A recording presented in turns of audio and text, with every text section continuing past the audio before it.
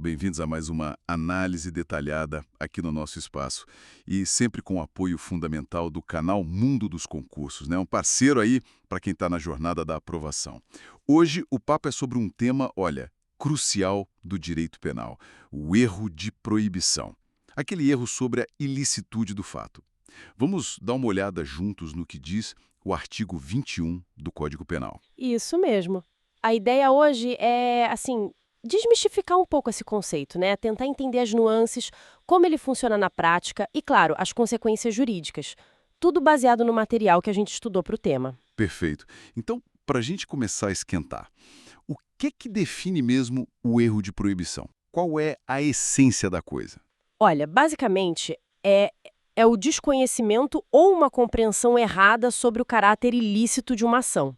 Sabe, é bem diferente do erro de tipo. Ah, sim, no erro de tipo, a pessoa se engana sobre o que ela está fazendo de fato, né? Exato. Tipo, ela acha que tá pegando açúcar, mas é veneno.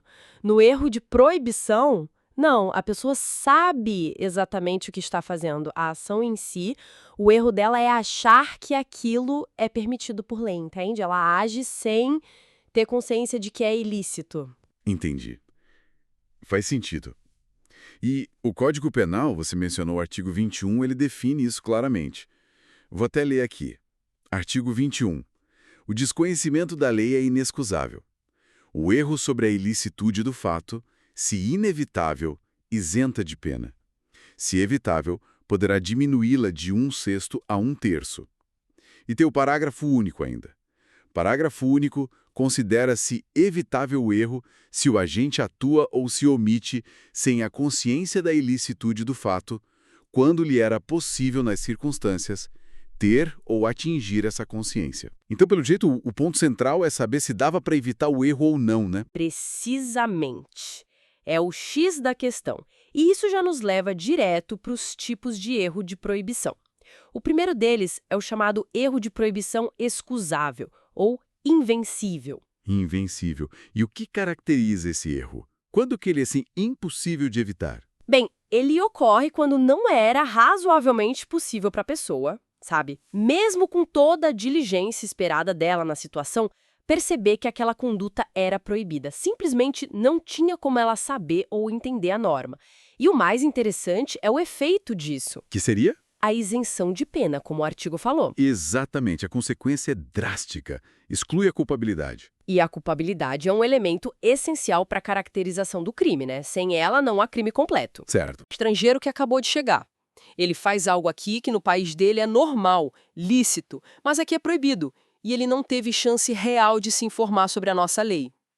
Esse exemplo é bem claro. Mas e o outro lado da moeda? Quando o erro poderia ter sido evitado? O erro vencível. Ah, esse é o erro de proibição inexcusável ou vencível. Acontece justamente quando a pessoa, se tivesse tido o cuidado esperado, a cautela normal ali na situação, ela poderia sim ter chegado à consciência da ilicitude.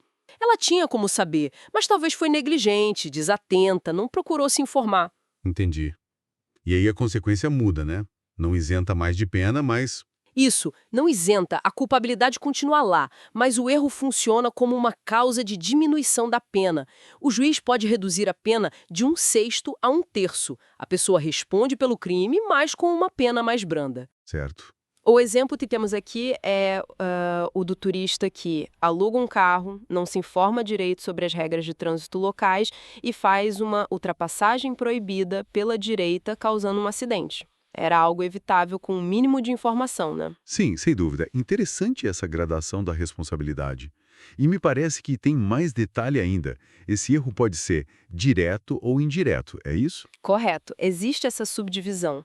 Primeiro, o erro de proibição direto. Aqui a pessoa simplesmente não sabe que existe a norma proibitiva, ou ela interpreta essa norma de um jeito completamente errado. Ela sabe o que faz no mundo real, mas desconhece a proibição legal. O exemplo dado foi o do vendedor que não sabia da lei que proíbe vender álcool para menor de 18. Ele desconhece a regra em si. Ok, desconhecimento da norma. E o indireto, como seria? Qual a diferença? No erro de proibição indireto, a coisa é um pouco mais sutil. A pessoa até sabe que aquela conduta em geral é ilícita. Ela tem noção da proibição geral. Só que ela acredita, por engano, que na situação específica dela existe uma causa que justifica a ação. Uma excludente de ilicitude, sabe? Como legítima defesa, estado de necessidade. Só que essa causa não existe de verdade ou não se aplica como ela pensa. Ah, então ela acha que tem uma permissão especial naquele caso. Exato. Ela pensa que está agindo de forma permitida por causa dessa suposta justificativa. O exemplo que foi mencionado é o do marido que faz um aborto na esposa com o consentimento dela, e ele acredita piamente que esse consentimento torna o ato legal. Só que, no nosso direito, o consentimento não afasta a ilicitude do aborto nesse caso. O erro dele é sobre a existência ou os limites de uma causa de justificação. Perfeita distinção. No direto, o erro é sobre a regra proibitiva. No indireto, é sobre uma regra permissiva que a pessoa acha que existe ou se aplica. Muito bom. Então, para a gente amarrar as pontas aqui, o que é essencial levar dessa nossa conversa? Vamos lá, resumindo bem rapidinho. Erro de proibição. Está lá no artigo 21 do Código Penal. E tem a ver com a consciência da ilicitude, né? Ele pode ser invencível ou excusável. E aí não tem culpabilidade, isenta de pena. Ou pode ser vencível e inexcusável. Aí a culpabilidade existe, mas a pena diminui, de 1/6 a 1/3.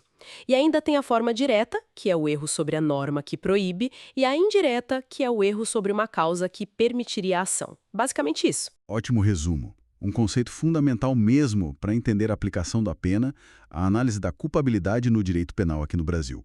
E com essa recapitulação a gente encerra a nossa análise de hoje. Queria agradecer muito a companhia de todos que nos ouviram e, claro, um agradecimento especial ao canal Mundo dos Concursos por seguir apoiando a galera concurseira. E fica talvez uma reflexão final, né? Pensando nesse mundo com tantas leis, cada vez mais complexas, até que ponto aquele princípio clássico que está no artigo 21 de que o desconhecimento da lei é inexcusável, ainda consegue ser justo, ou refletir a realidade de pessoas que às vezes genuinamente, de boa fé mesmo, não tinham como saber que estavam agindo contra a lei. Fica aí pra gente pensar. Excelente ponto. Deixa a gente com a pulga atrás da orelha mesmo. Bom, pessoal, até a nossa próxima análise.